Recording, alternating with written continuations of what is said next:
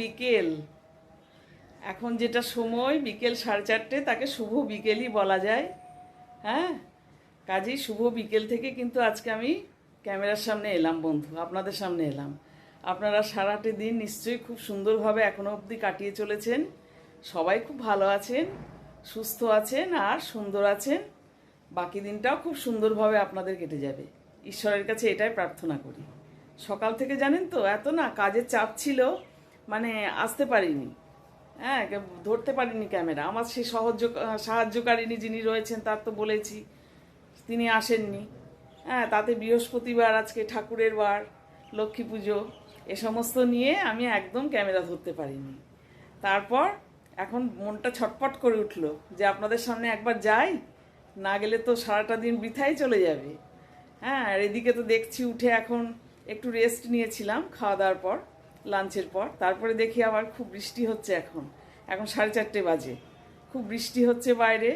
বৃষ্টি স্নাত পরিবেশ। আমি ভেবেছিলাম যে একটু ছাদে যাব, একটু উপভোগ করব। ঠান্ডা ঠান্ডা দিন রয়েছে, ফ্ল্যাটের মধ্যে থাকি তো বুঝতে পারি না যে কতটা কখন বৃষ্টি হচ্ছে কখন থামছে বুঝতে পারি না। তবে গরমের প্রাদুর্ভাব, মানে হিটটা ভীষণই কম, সেটা তো রিয়েলাইজ করতে পারছি। হ্যাঁ, কিন্তু ও বাবা, দেখলাম ছাদে গেলে পরে সে ছাতা মাথায় দিয়ে ছাদে যেতে হবে। ভালোই জোরে বৃষ্টি পড়ছে। হ্যাঁ, এই দেখুন, দেখায় আপনাদের একটু, দেখুন বৃষ্টি পড়ছে, বেশ ভালোই জোরে বৃষ্টি পড়ছে। এই যে ছাতা মাথায় দিয়ে যাচ্ছে, হ্যাঁ, সবাই রাস্তায়, ভালোই জোরে বৃষ্টি পড়ছে।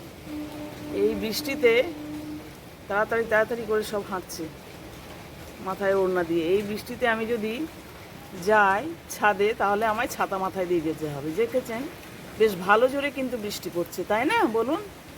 আমি ভাবলাম কোথায় বৃষ্টি স্নাত একটা পরিবেশকে ছাদে গিয়ে একটু হাঁটবো আর একটু উপভোগ করব, আর আপনাদের সামনে একটুখানি ওই পরিবেশটা নিয়ে আসবো। হ্যাঁ, ও বাবা, দেখি এ তো ভিজে যাবে। আমি ভিজে গেলে পরে তো মুশকিল, এই সর্দি কাশি মাথা ধরা এখন সব শুরু হয়ে যাবে, জ্বর চলে আসবে। তাই জন্য আমি কিন্তু আর ছাদে উঠতে পারলাম না। আমাকে সেই বাক্সবন্দি দেশলাইয়ের বাক্সর মধ্যে থেকেই আমাকে আমার স্বাদটি পূরণ করতে হচ্ছে। কি করব বলুন? হ্যাঁ, একটু আপনাদের সামনে আসাও হচ্ছে, আর এই যে দেখিয়ে দিলাম ভালো জোরে কিন্তু বৃষ্টি পড়ছে। এই দেখুন, দেখতে পাচ্ছেন বেশ জোরে বৃষ্টি পড়ছে। হ্যাঁ, যাগে ওটা ডিউ রইলো, আর একদিন ছাদে যাব। তবে হিট হলে পরে তো যেতে পারছি না ছাদে, এত হিট হচ্ছে। হিট হলে পরে তো গরমের সময় আর ছাদে উঠতে পারছি না। ছাদে তো মানে প্রচণ্ড গরম। তখন মনে হচ্ছে বোধহয় এই ফ্যানের তলা, এই জায়গাটাই বোধহয় বেস্ট, এখানেই থাকি, এখান থেকে আর নড়াচড়া করা যাচ্ছে না। হ্যাঁ, কিন্তু আজকে ওই জন্য ভেবেছিলাম যে ওখান থেকে গিয়ে করবো, যাকে যাওয়া হলো না।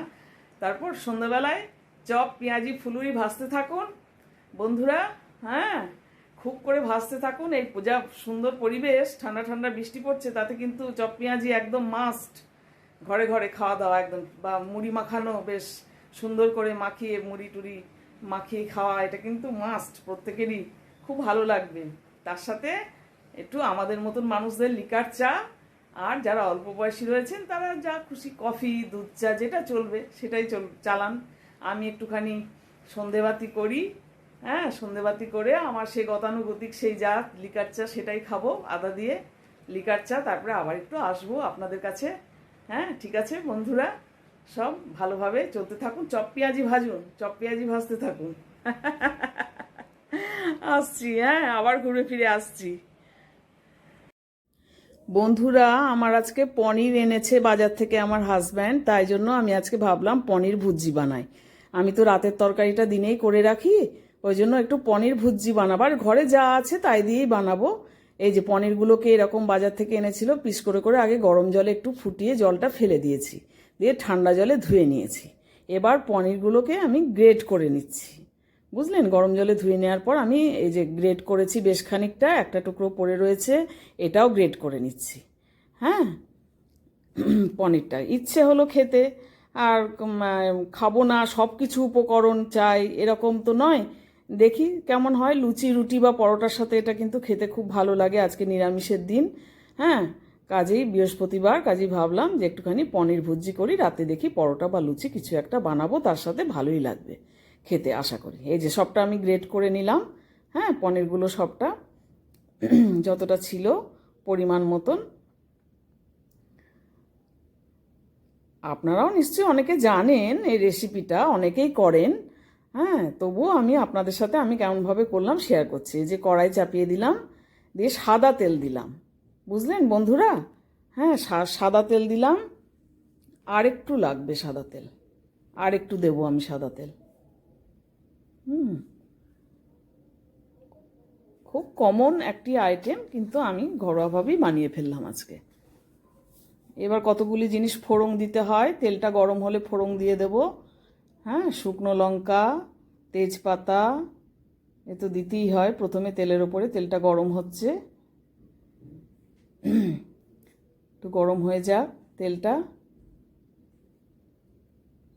আমি বেশিরভাগ দিনই তরকারিটা রাতে দিনে বানিয়ে, যে গোটা গরম মশলা দিয়ে দিলাম ফোড়নে, হ্যাঁ, তেজপাতা, শুকনো লঙ্কা দিলাম। এবার দেব গোলমরিচ, কয়েকটা গোটা গোলমরিচ দেব। গোটা গোলমরিচ দিয়ে দিলাম কতগুলো,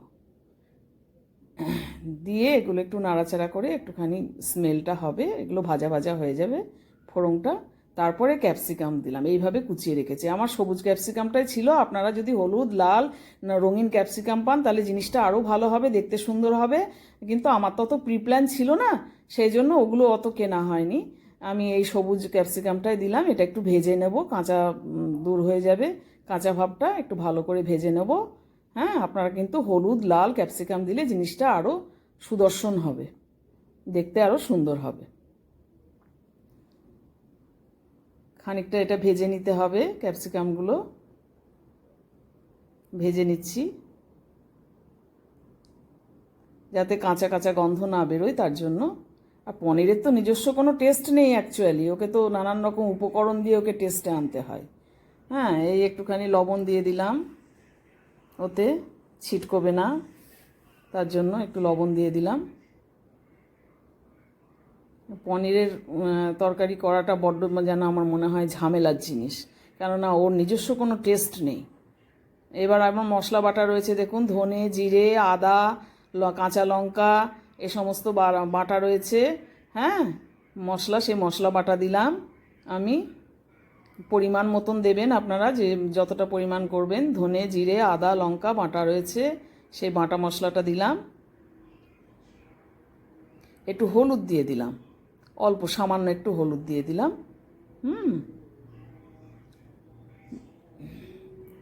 দিয়ে এবার মশলাটাকে কষে নিতে হবে খুব ভালো করে, যাতে কাঁচা না থাকে, তেল ছেড়ে যাওয়া অবধি ভালো করে কষে নিতে হবে মশলাটা। হ্যাঁ, মশলাটা কষে নেওয়া হচ্ছে সুন্দরভাবে, তেল ছাড়া অবধি একটু নজর করে একটু কষিয়ে নিতে হবে মশলাটা।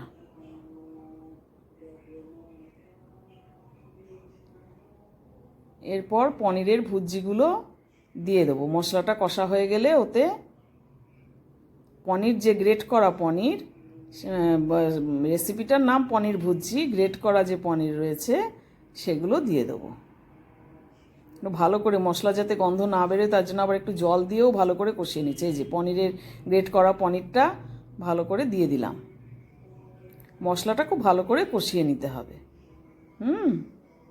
দিয়ে এবার খালি নাড়াচাড়া, শুধুই নাড়াচাড়া করতে হবে যাতে পনিরের গন্ধ না বেরোয়। আমার তো একদম পনিরটা ভালো লাগে না খেতে, তবুও নিরামিষ দিনে মিষ্টা নিয়ে এসেছে, কাজে একটু অন্যরকমভাবে করার চেষ্টা করছি। হ্যাঁ, পনিরের সেই কমন তরকারি যেটা হয় সেটা নয়, খালি নাড়াচাড়া করতে হবে যতক্ষণ না পর্যন্ত পনিরের কাঁচা গন্ধ না থাকে। পনিরের গন্ধও ভালো লাগে না, কাঁচা গন্ধ। ওই জন্য সমানে কনস্ট্যান্ট অনেকক্ষণ কম আছে, কিন্তু একটু জলের ছিটে দিয়ে দিয়ে নাড়াচাড়া করে দুধ দিয়ে দিলাম আমি।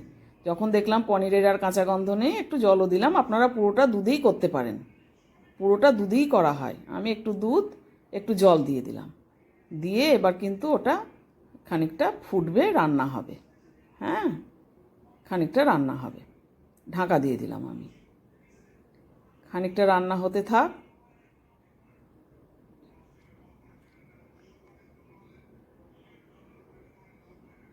এবার জলটা দেখছি শুকিয়ে গেছে। হ্যাঁ, দুধ জলটা কিন্তু শুকিয়ে গেছে, রান্নাটা হয়ে গেছে পনিরটা। এবার বাটার দিয়ে দিলাম আমি, জানেন, বেশ খানিকটা পরিমাণ মতন আপনারা বাটার দিয়ে দেবেন। বেশ খানিকটা দেবেন বাটার, একটু গরম মশলার গুঁড়ো দেবেন, গুঁড়ো দিয়ে দিলাম আমি, গুঁড়ো গরম মশলা দিয়ে আবার একটু নাড়াচাড়া করছি। আর কাশ্মীরি মির্চ থাকলে আপনারা দিয়ে দেবেন ওই কষানোর সময়, মশলা কষানোর সময়। আমার কাশ্মীরি মির্চটা হাতের কাছে দেখলাম না, কোথায় প্যাকেটে কোথায় ভরা আছে ভগবান জানে। হ্যাঁ, ওই জন্য পেলাম না। কাশ্মীরি লঙ্কার গুঁড়োটা কিন্তু আপনারা অবশ্যই দেবেন এতে। ওটা আমি হাতের কাছে পেলাম না বলে এখন দিতে পারলাম না কাশ্মীরি লঙ্কার গুঁড়োটা। যেহেতু দুধ দেওয়া হয়, যে আমার পনির ভুজি কিন্তু শুকনো হয়ে গেল, শুকনো করে নিলাম নাড়তে নাড়তে, এবার কিন্তু রেডি হয়ে গেল। আপনারা একটু কসুরি মেথি আর ধনেপাতা এতে দিতে পারেন, ভালো লাগবে। আমার ছিল না ঘরে ধনেপাতা বা কসুরি মেথিটা ছিল না, ওটা দেয়, ওটা আপনারা দিয়ে দেবেন, স্বাদ আর তো আরও বাড়বে। এবং এটা লুচি, রুটি, পরোটার সাথে খেতে ভীষণই ভালো লাগে, আবার গরম ভাতের সাথে খেতেও ভালো লাগে। বন্ধুরা, শুভ সন্ধ্যা, গুড ইভিনিং। দিনটা পার হলো, খুব প্রবল গতিতে কিন্তু তখন বৃষ্টি চলে এলো। তারপরে আরও আপনাদের দেখালাম বন্ধুরা যেরকম বৃষ্টি শুরু হয়েছে, তারপর কিন্তু বেশ জোরে বৃষ্টি চলে এলো, একদম মুষলধারে। হ্যাঁ, দেখছিলাম আমি একবার ব্যালকনি আর একবার জানলার দিকে, দেশলাইয়ের বাক্স তার মধ্যে তো রয়েছি, একবার ব্যালকনির দিকে যাচ্ছি, একবার এই ঘরের বেডরুমের জানলার দিকে যাচ্ছি, এইভাবে বৃষ্টিগুলো দেখছিলাম। যারা কাজ করছে, আমাদের নিচে অনেক কলকারখানা, সব কোয়ার্টারে থাকি তো, ফ্যাক্টরির ভেতরে শ্রমিকরা রয়েছে, অনেক কাজকর্ম করছে, ভিজে ভিজে করছে, দেখছিলাম। হ্যাঁ, কষ্ট হচ্ছিল ভিজে, ওদের তো অভ্যেস হয়ে গেছে, ওদের কী করবে বেচারারা, ভিজে ভিজেই সব করতে হয়, রোদে পুড়ে গরমে ভিজে সব করতে হয়। হ্যাঁ, পাশেই আমার কোয়ার্টারের ঠিক অপোজিটেই একটা কাপড়ের কিছু ফ্যাক্টরি রয়েছে। হ্যাঁ, অত কিছু আমি জানি না যে কিসের পার্টিকুলার কিসের ফ্যাক্টরি। প্রচুর মাল দেখি লোডেড হয় লরিতে, বড় বড় লরি আসে, বাইরে যায়, সেগুলো সম্ভবত বিশাল বিশাল সেই একদম লরিগুলো, সেগুলো আসে, মাল ভর্তি হয় খুব। রাত্রিবেলাতেও এক একদিন কাজ হয়। হ্যাঁ, আওয়াজ আসে, সাউন্ড আসে, বুঝতে পারি। তো যাই হোক, লোকজন দেখা যায় আর কি, ব্যালকনিতে একটু দাঁড়ালেই লোকজন দেখা যায়। তারপর সারাদিন কেমন কাটালেন? চপ পেঁয়াজি হলো? আমি তো তখন বললাম সব চপ পেঁয়াজি ভাজুন বাড়িতে, সেই রকমই দিন আজকে। হ্যাঁ, নিশ্চয়ই সব খাওয়া দাওয়া জোর কদমে চললো অনেকের বাড়িতেই, অনেকের মধ্যে। আর যারা অফিসে যাচ্ছেন, ট্রেন বাস ধরছেন, আজ তো বৃহস্পতিবার, উইকডে, আজই তাদের তো কষ্ট, এই বৃষ্টির মধ্যে একটু ভিজতেই হচ্ছে, কিছু করার নেই। ছাতাতে তো আটকায় না, পুরো বৃষ্টিটা আটকায় না। রেনকোট যারা পরেন তো কি গরম হয়, বিভৎস গরম হয় রেনকোট পরলে, বাপরে বাপ। ছোটোবেলায় আমার ছেলেকে রেনকোট পরানো হতো, পরানোর পরই ওর হাঁচি কাশি এসব শুরু হয়ে যেত, মানে ভেতরটা ঘাম হতো, ঘাম হয়ে সর্দি লেগে যেত ওটা থেকে। হ্যাঁ, সে কি বিভৎস বিভীষিকা ব্যাপার। শেষে আমি বললাম ভিজলে ভেজ, তবু ওই রেনকোট আর পরতে হবে না বাবা, ছাতা মাথায় দিয়ে মাথাটা বাঁচুক, যেটুকুনি ভিজিস ভেজ। আর খুব মুষলধারে হলে তখন বাস ধরতে গিয়ে পুরো জামাটা ভিজে যাবে, তখন তো স্কুল বাস ধরতে গিয়ে তখন একটা রেনকোট দিয়ে দিতাম, রেনকোটটা একটু পরতেই হতো। বাসে উঠে আমি বলতাম আবার খুলে রাখিস, হ্যাঁ, বাসে উঠে তারপর আবার খুলে নিস রেনকোটটা। এইভাবে শেখাতাম। বাচ্চা ছেলে ছিল তখন, গল্প করতে করতে বন্ধুদের সাথে কিছু টিফিন শেয়ার করতো, বাসে উঠে টিফিন করতো, শেয়ার করে করে খেতে, এসব করতে করতে কী করতো কে জানে, ভুলে যেত। তারপর তো দেখতাম জ্বর আসতো, সর্দি কাশি হাঁচি, আর এগুলো তো মানে একটা বাচ্চার হলে পরে সব বাচ্চার হয়ে যায়। হ্যাঁ, এগুলো তো সকলেরই জানেন আপনারা এইসব ব্যাপারগুলো। কাজেই খুব সে সময় ভীষণ ভুগেছি। এখনও বলি, এখনও অত বড় হয়ে গেছে ছেলে, বিয়ে হয়ে গেছে, তবুও এখনও বলি বাবু রেনকোট পরে তুই ওকে 0.5 ঘন্টা 30 মিনিট বাইক চালিয়ে ওকে অফিসে যেতে হয়, এবং অফিস থেকে আসতে হয়। ও রয়্যাল এনফিল্ড, ওর শখের বাইক কিনেছে, অনেক দিন হলো কেনা, অনেক বছর হয়ে গেল কেনা। তো ওই রয়্যাল এনফিল্ড নিয়ে গেছে, এখানেই কিনেছে, আমাকে নিয়ে গিয়ে কিনেছে, আমার পায়ে হাত দিয়ে প্রণাম করে আমাকে নিয়ে গিয়ে তারপর বাইক স্টার্ট দিল। হ্যাঁ, এইগুলোই আমার সারা জীবন মনে থাকবে। আমার পায়ে হাত দিয়ে প্রণাম করলো, ওরা যখন চাবিটা দিল, সার্টিফাই করলো ছবি দিয়ে, বাইক কিনলো রয়্যাল এনফিল্ড। আমি কিনলে পরে রয়্যাল এনফিল্ড কিনবো। তো হেভি ফিগার, 6 ফুট 2 ইঞ্চি লম্বা আমার ছেলে, এবং আমার মতন শরীর স্বাস্থ্য খুব ভালো, কিন্তু জল খেয়ে থাকলেও শরীর মানে ফোলা ফোলা শরীর, একদম ভারী শরীর। কাজেই রয়্যাল এনফিল্ড না হলে মা আমাকে মানাবে না। হ্যাঁ, তো ওই আমাকে নিয়ে তখন আমরা উলুবেরিয়া ছিলাম, উলুবেরিয়ার ওদিকে গিয়ে একটি শোরুমে, হ্যাঁ, রাস্তাগুলোর নাম আমি ভুলে যাই, খুব বড় শোরুমে গিয়ে চাবিটি নিল, এবং দেখতেও নিয়ে গিয়ে দেখাতেও নিয়ে গিয়েছিল প্রথমে। আমার হাজব্যান্ডও গিয়েছিল সেদিন, যে কোন গাড়ি নেবে, যেখানে তৈরি হয় গাড়ি আর কি। তারপর নেওয়ার দিন ওর বাবা যেতে পারেনি, অফিস করছিল, আমাকেই বললো তুমি চলো। আমি গেলাম, আমার পায়ে হাত দিয়ে প্রণাম করলো, করে বাইকে স্টার্ট দিয়ে বাইক চালিয়ে নিয়ে এলো। হ্যাঁ, তা এখনও যেতে হয় ওকে 30 মিনিট, ওর যে ফ্ল্যাট ভাড়া নিয়ে থাকে পুনেতে, সেখান থেকে 30 মিনিট ওকে যেতে হয় অফিস, আবার 30 মিনিট আসতে হয়। হ্যাঁ, তা সেদিন হোয়াটসঅ্যাপ স্ট্যাটাসে ছবি দিয়েছে, একজনা যাচ্ছে গাড়িতে করে, 4 হুইলারে করে, ওরই কলিগ। তা সে ওর রানিং বাইকের ছবি তুলেছে। হ্যাঁ, দিয়ে ওকে পরে দিয়েছে, ও আবার সেগুলো সব স্ট্যাটাসে দিয়েছে। তো এখনও আমি বলি বাবু, তবে ও মুখে মাস্ক পরে, গায়ে যাতে হিট না লাগে বা কিছু না, একটা জ্যাকেট পরে। মানে বাবু সর্দি লাগেনি তো? প্রথমে ফোনে একটাই কথা, সর্দি টর্দি লাগেনি তো? শরীর ভালো আছে তো তোমার? হ্যাঁ, কি করব বলুন, মনটা খুব খারাপ থাকে। ওই জন্য এই ইউটিউব প্ল্যাটফর্মে এসেছি আপনাদের কাছে। আপনারা একটু যদি সাপোর্ট দেন তাহলে থেকে যাব, স্টে করে যাব। হ্যাঁ, যদি একটু সাপোর্ট পায়, আপনাদের সাপোর্ট দেন তাহলে থেকে যাব, স্টে করে যাব। হ্যাঁ, যদি একটু সাপোর্ট পায় আপনাদের। মনটা একটি সন্তান বাইরে থাকে, মনটা খুব খারাপ করে। আবার যদি ওইরকম একান্নবর্তী পরিবার বা আত্মীয় স্বজনের মধ্যে, এবার একটু দূরে আরেকজনের রিলেটিভের এরকম জায়গায় থাকতাম তাহলে নাই হতো। ওই একা একাই ঘুরছি, বিয়ের পর থেকে কন্টিনিউয়াস একা একাই ঘুরছি। হ্যাঁ, পোটলা বেঁধে বেঁধে মানে সংসার নিয়ে নিয়ে ঘুরছি সমান। এখনো পর্যন্ত 34 বছর আমার বিবাহিত জীবন চলছে। হ্যাঁ, এখনো পর্যন্ত চলছি আমি। ঠাকুরেরই সব ইচ্ছা, ঠাকুর সব ভালো রাখুন। নিশ্চয়ই ঠাকুর ভালো করছেন, তার জন্যই করাচ্ছেন আমাদের দিয়ে, ভালো বুঝছেন। হ্যাঁ, আমাদের দিয়ে করাচ্ছেন ঠাকুর, সব কিছু ঈশ্বরের ওপর ভরসা। আপনারাও সবাই খুব ভালো থাকুন, সুন্দর থাকুন, সুস্থ থাকুন। আর আমার ব্লগগুলি একটু দেখবেন, স্কিপ না করে করে পুরোটা দেখবেন। আমি একাই করি সব কিছু, ক্যামেরা ধরি একাই, এডিটিং করি একাই। হ্যাঁ, কিছু যদি ভুল ত্রুটি হয় বলবেন, সাহায্য করবেন আমাকে। কোনো কিছু বলার থাকলে নিশ্চয়ই বলবেন যে এটা এভাবে করতে হয়, ওটা কমেন্টসে বলবেন, ব্লগের কমেন্টসে একটুখানি আসবেন সবাই। ঠিক আছে, একটু সাবস্ক্রাইব করুন, একটু কমেন্টস, লাইক, শেয়ার করুন, একটু পাশে থাকুন। টাটা, তাহলে গুড নাইট জানিয়ে দিলাম। টাটা।